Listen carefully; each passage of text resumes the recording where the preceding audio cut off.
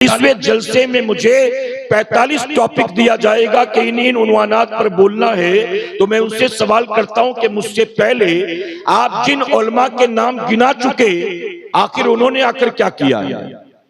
सारा कुछ 45 साल का मुझे ही बोलना है, तो फिर उन लोगों ने क्या किया अब तक आप बताइए।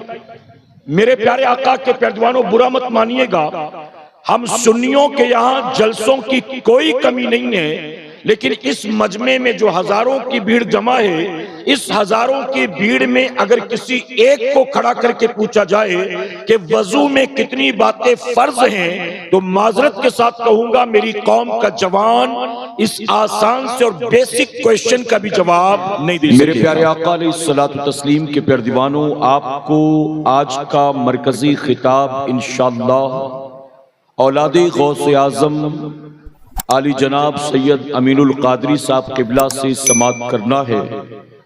सैयद साहब की तशरीफ आवर से पहले ये फकीर आपके सामने हाजिर आ गया है। मैं आप तमाम से गुजारिश करूंगा कि जिस्म के साथ जहन को हाजिर रखकर मेरी एक एक बात को सुनने के साथ आप समझने की भी कोशिश करें। आप में से जिन हजरात ने पहले मेरा बयान कहीं सुना होगा या सोशल मीडिया पर मेरी कोई क्लिप या वीडियो देखी होगी, वो लोग ये बात अच्छी तरह से जानते हैं कि मैं जज्बाती तकरीर नहीं करता, बल्कि मैं इस्लाही तकरीर किया करता हूं। इसलिए मैं गुजारिश करूंगा कि आपको मेरी तकरीर में नारे लगाने का मौका तो नहीं मिलेगा, लेकिन बहुत सारी बातें सीखने का मौका आपको जरूर मिलेगा। तो आप सीखने वाला जहन बनाकर बैठेंगे तो इंशाअल्लाह खाली हाथ नहीं जाएंगे, बल्कि बहुत कुछ साथ लेकर जाएंगे इंशाअल्लाह। अभी हमारे नकीब साहब कह रहे थे कि मजमे में बहुत से ऐसे लोग हैं जिनके सरों पर टोपियां नहीं हैं। ये बात मैं अक्सर यूपी, बिहार, झारखंड, वेस्ट बंगाल यहां के जलसों में जरूर कहता हूं।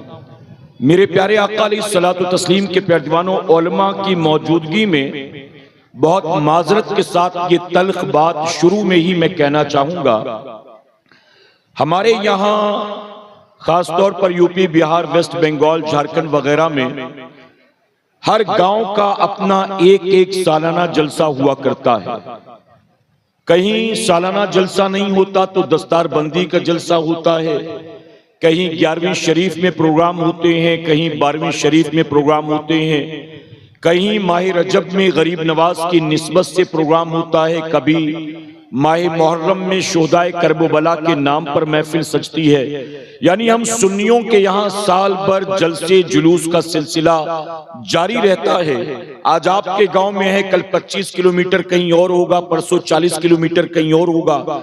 मेरे प्यारे आका अलैहिस्सलातु तस्लीम के प्यारे दीवानों, कभी कभी ऐसे जलसों में भी हमारा जाना होता है जहां कमेटी वाले हमसे कहते हैं कि हजरत हमारा इस साल का जलसा 45वां सालाना जलसा है, कहीं कहते हैं 38वां सालाना जलसा है, कहीं कहते हैं 22वां सालाना जलसा है।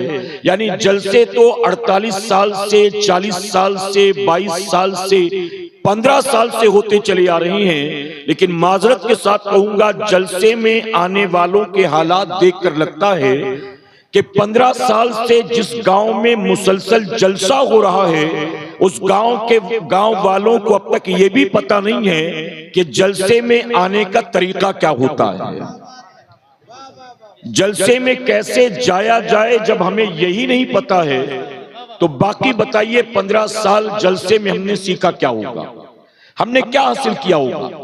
मेरे प्यारे आका के प्यारे दीवानों, कहीं कहीं में जाता हूं, उलमा की मौजूदगी में ये बात अर्ज करूंगा, कहीं कहीं में जाता हूं तो मुझसे कहते हैं कि 45वां जलसा है, और फिर हमारी जमात के बड़े बड़े उलमा का नाम लिया जाता है कि हमारे यहाँ फला भी आ चुके हैं, फला भी आ चुके, फला भी आ चुके, फला भी आ चुके। बड़े बड़े उलमा के नाम गिनाते हैं और फिर मैं पूछता हूं कि मुझे क्या तकरीर करना है, यहाँ के मामलात हालात मुझे बताएं। تو کہتے ہیں آپ کو حضرت شراب پر بولنا ہے، آپ کو نماز پر بولنا ہے، آپ کو حقوق والدین پر بولنا ہے، آپ کو جہیز پر بولنا ہے، آپ کو سود پر بولنا ہے، ہمارے یہاں لڑکیاں بھاگ رہی ہیں آپ کو اس پر بولنا ہے، آپ کو پردے پر بولنا ہے، ہمارے یہاں طلاق بہت ہو رہا ہے آپ کو میاں بیوی کے حقوق پر بولنا ہے، ہمارے یہاں لوگ علماء کا احترام نہیں کرتے آپ کو علماء پر بولنا ہے۔ یعنی اس 45ویں جلسے میں مجھے 45 ٹاپک دیا جائے گا کہ ان عنوانات پر بولنا ہے، تو میں ان سے سوال کرتا ہوں کہ مجھ سے پہلے آپ جن علماء کے نام گنا چکے آخر انہوں نے آ کر کیا کیا ہے؟ سارا کچھ 45 سال کا مجھے ہی بولنا ہے، تو پھر ان لوگوں نے کیا کیا اب تک آپ بتائیے۔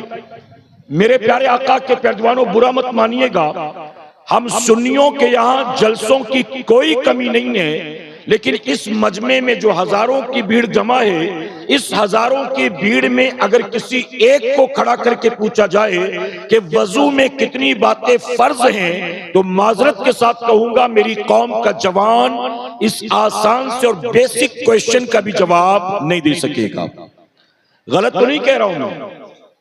میرے پیارے آقا کے پیروانوں اب آپ سنیں، ہمارے علماء نے ان جلسوں کی جو بنیاد رکھی تھی، ان جلسوں کا جو آغاز کیا تھا، اس کی تاریخ کیا ہے، ریزن کیا ہے؟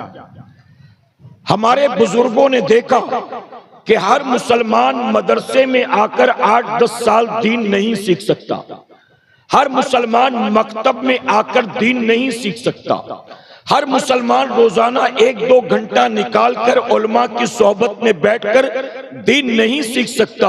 جب ہمارے علماء نے دیکھا کہ دین سیکھنے کے لیے آج کے بھاگ دوڑ کے ماحول میں عام مسلمان مکتب اور مدرسے میں یا علماء کی صحبت میں آ کر دین سیکھنے کے لیے وقت نہیں نکال سکتا، تو ہمارے علماء نے طے کیا کہ یہ ہمارے پاس نہیں آ سکتے، ہم ان کے پاس جائیں گے، ہم کھیت کھلیانوں میں محفل سجائیں گے، ہم چوک چوراہوں پر محفل سجائیں گے، ہم گلی محلوں میں محفل سجائیں گے، ہم کبھی 11ویں کے نام پر ان کو جمع کریں گے، ہم کبھی میلاد کے نام پر ان کو جمع کریں گے، ہم کبھی چھٹی کے نام پر ان کو جمع کریں گے، ہم کبھی کربلا کے نام پر ان کو جمع کریں گے، ہم کبھی غوث پاک کے نام پر ان کو جمع کریں گے، اور ہم ان کو اس طرح سے سال بھر وقتاً فوقتاً جمع کریں گے۔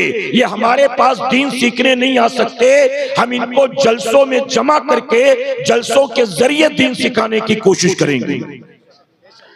اصل محفلوں کا مقصد یہی تھا اور اس کی بنیاد اس لیے رکھی گئی تھی، لیکن آج کے دور میں معذرت کے ساتھ کہنا پڑتا ہے کہ آج ہم نے جلسوں کو بھی محض رسم و رواج بنا کر رکھ دیا۔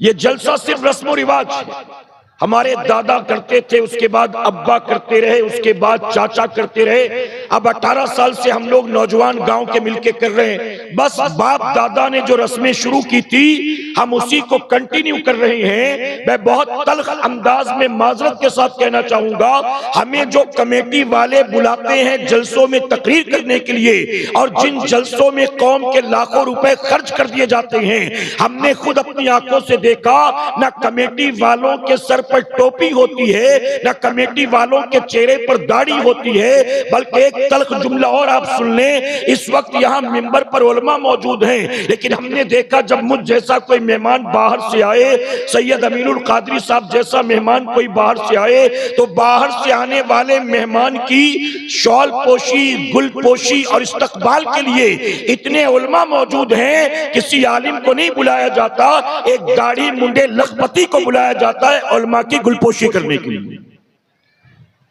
آپ بتائیے میں غلط تو نہیں کہہ رہا ہوں؟ جس کا شریعت سے کوئی تعلق نہیں، صرف مالدار ہے، وہ چندہ دیتا ہے مدرسے کو اس لیے گل پوشی اس سے کروائیں گے، وہ علماء کی خدمت کرتا رہتا ہے اگرچہ اس کے اندر دین نہیں ہے کچھ بھی، صرف مال ہے، مال کی وجہ سے اس کو ضد دی جا رہی۔ اتنے علماء نہیں موجود تھے استقبال کرنے کے لیے، شال پوشی گل پوشی کرنے کے لیے علماء موجود نہیں تھے۔ علماء کی موجودگی میں سب کو سائیڈ کر کے، سب کو اگنور کر کے ایسے آدمی کو بلایا جاتا ہے جس کا قرآن و سنت پر عمل ہی نہیں۔ ہم نے جلسوں کو محض رسم و رواج بنا رکھا ہے اور کچھ بھی نہیں حقیقت۔ میرے پیارے آقا کے پیروانوں، اب میں آپ سے ایک سوال پوچھتا ہوں، غور سے سنیے گا، توجہ ہے آپ کی۔ ایک رپورٹ کے مطابق آپ گوگل پر، چیٹ جی پی ٹی پر، گروک پر، جہاں ڈھونڈنا چاہیں سرچ کر لیں. ایک رپورٹ کے مطابق پوری دنیا میں ہر 24 گھنٹے کے اندر 1,70,000 انسان مرتے ہیں. کتنے مرتے ہیں؟ 1,70,000 ورلڈ وائڈ ہر 24 گھنٹے میں. اب آپ مجھے بتائیں دل پر ہاتھ رکھ کر، ہر 24 گھنٹے میں جب پوری دنیا میں 1,70,000 انسان روزانہ مر رہے ہیں، ایسے میں ہم کل رات زندہ تھے، آج بھی زندہ ہیں. کیا ہمارا اپنا کوئی کمال ہے؟ جی، کل رات سانسیں چل رہی تھی، آج بھی چل رہی ہیں. کل دل دھڑک رہا تھا، آج بھی دھڑک رہا ہے. کل رات خون کی روانی رگوں میں جاری تھی، آج بھی خون کی روانی رگوں میں جاری ہے. کل بھی آنکھ، ناک، ہاتھ، پاؤں، جسم کے اعضاء کام کر رہے تھے، آج بھی یہ سب کے سب ایکٹیو ہیں، کام کر رہے ہیں. آپ مجھے دل پر ہاتھ رکھ کر بتائیں اس میں کیا ہمارا اپنا کوئی کمال ہے؟ آپ کہیں گے نہیں، ہمارا کوئی کمال نہیں. اگر کل زندہ تھے، آج بھی زندہ ہیں. کل سانسیں چل رہی تھی، آج بھی چل رہی ہیں. کل دل دھڑک رہا تھا، آج بھی دھڑک رہا ہے. تو ماننا پڑے گا مسلمانوں، اپنا کوئی کمال نہیں ہے بلکہ صرف اللہ کا کرم ہے. اور جب تک اللہ چاہے گا تب تک سانسیں چلیں گی. جب تک اللہ چاہے گا سینے میں دل دھڑکے گا. جب تک اللہ چاہے گا خون کی روانی جاری رہے گی. اور کب تک اللہ چاہے گا یہ بھی تیرا میرا فیصلہ نہیں، یہ بھی میرے مولا کا فیصلہ ہے. یاد رکھنا مسلمانوں، رات سونے والے ہر آدمی کو صبح اٹھنے کی مہلت نہیں ملتی ہے. رات ہر سونے والے آدمی کو صبح اٹھنے کی مہلت نہیں ملتی. اگر رات سونے کے بعد صبح اٹھنے کا موقع مل جاتا ہے تو اپنے رب کا شکر ادا کیا کرو. اٹھتے، بیٹھتے، چلتے، پھرتے، سوتے، جاگتے، کھاتے، پیتے، اپنے رب کا شکر ادا کرو. جتنا ہو سکے رب کا شکر ادا کرو. اور میرے پیارے آقا کے پیارے دیوانوں، جو اللہ کی نعمتوں پر اللہ کا شکر ادا کرتا ہے، اللہ کا وعدہ ہے اللہ اس سے نعمت کو چھینتا نہیں. جو جتنا شکر گزار ہوتا ہے اللہ نعمت میں اتنی برکت عطا فرماتا ہے. آپ کو اس سال اپنے گاؤں کا یہ جلسہ مل گیا. یہ جلسہ تو اگلے سال بھی ہوگا انشاءاللہ. بتائیے ہوگا نا؟ اس کے بعد بھی ہوگا، اس کے بعد بھی ہوگا. لیکن آپ مجھے بتائیں کیا ہمیں اس کے بعد اگلا جلسہ اٹینڈ کرنے کی مہلت ملے گی؟ اس کی کوئی گارنٹی ہے؟ کوئی گارنٹی نہیں ہے. میرے پیارے آقا کے پیارے دیوانوں، یہ ہمارے ساتھ جو بیٹھے ممبر پر، اکثر ان میں سے وہ لوگ ہیں جو پروگرامز کرتے رہتے، مسلسل سفر کرتے رہتے. میں آپ کو اپنی بات بتاؤں، جب میں کہیں تقریر کرنے کے بعد، کسی اجتماع یا پروگرام کو اٹینڈ کرنے کے بعد وہاں سے نکلتا ہوں ریلوے اسٹیشن یا ایئرپورٹ جانے کے لیے، 4 گھنٹے کا ڈسٹینس ہے. گاڑی کے اندر میں اکیلا اور ڈرائیور. میں ڈرائیور سے کہتا ہوں کہ پچھلی سیٹ پر میں لیٹ کر سوتا ہوں، جب اسٹیشن یا ایئرپورٹ آئے تو مجھے اٹھا دیجئے گا. ڈرائیور کہتا ہے کہ ٹھیک ہے. اب پیچھے والی سیٹ پر میں لیٹ گیا، وہ روڈ پر اکیلے گاڑی ڈرائیو کر رہا ہے. اب سوتے وقت مجھے اس بات کا اندازہ نہیں ہے اب میری آنکھ ایئرپورٹ پر کھلے گی کہ قبر میں کھلے گی، مجھے نہیں پتا ہے. اس کی وجہ کہ روزانہ روڈ ایکسیڈنٹس میں کتنے لوگ مارے جاتے رہے.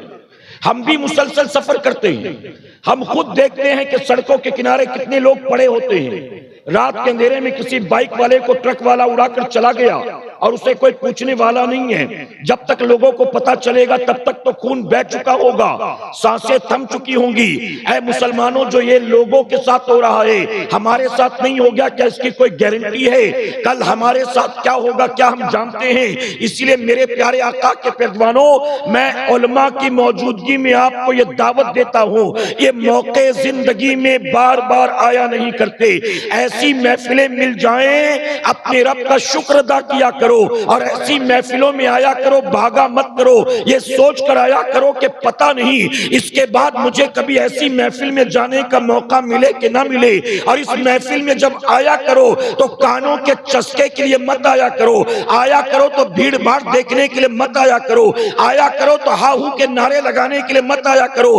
ایسی محفلوں میں آیا کرو تو گھر سے یہ طے کر کے نکلا کرو، میں دین کو سیکھنے کے لیے جا رہا ہوں، میں قرآن و سنت کا پیغام حاصل حاصل کرنے کے لیے جا رہا ہوں، اپنی زندگی اور سوچ اور فکر کو بدلنے کے لیے جا رہا ہوں، ایسی محفلوں میں بھیڑ کا حصہ بننے کے لیے نہ آیا کرو، اپنی آخرت کو سنوارنے کی نیت سے آیا کرو۔